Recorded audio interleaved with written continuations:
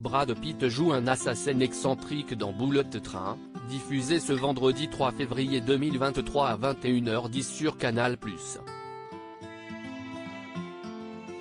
Un film haut en couleur qui se permet même de faire une petite référence à une pathologie dont souffrirait la star américaine.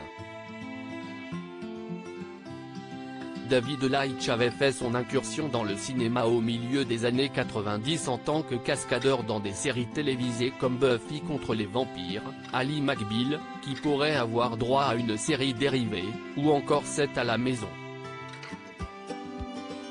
Avant d'exporter ses talents sur grand écran notamment dans Blade, 1998.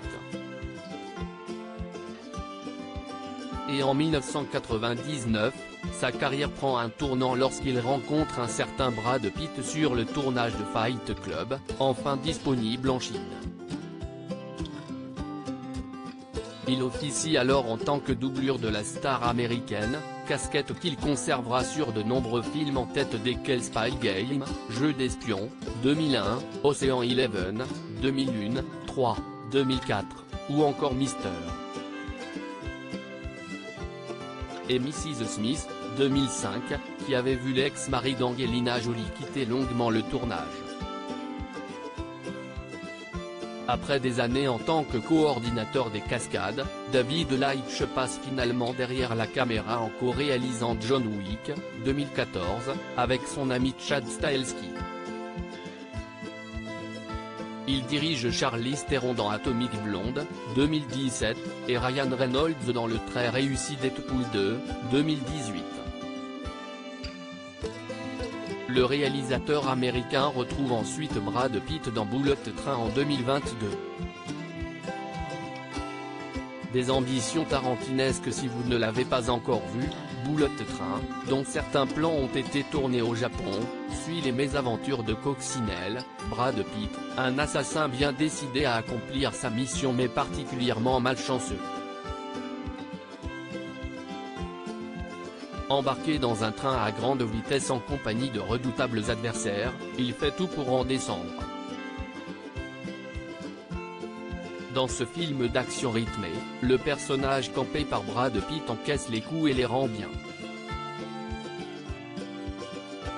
Un thriller rempli de séquences de bagarres, dont une qui a valu une blessure à Aaron Taylor Johnson, qui lorgne dans le style du côté de Quentin Tarantino. David Leitch se permet même quelques facéties en jouant notamment avec une pathologie dont souffrirait Brad Pitt. Une maladie neurologique. Outre son caractère amusant et ses aptitudes au combat, Coccinelle évoque un moment dans le film le fait qu'il n'oublie jamais un visage.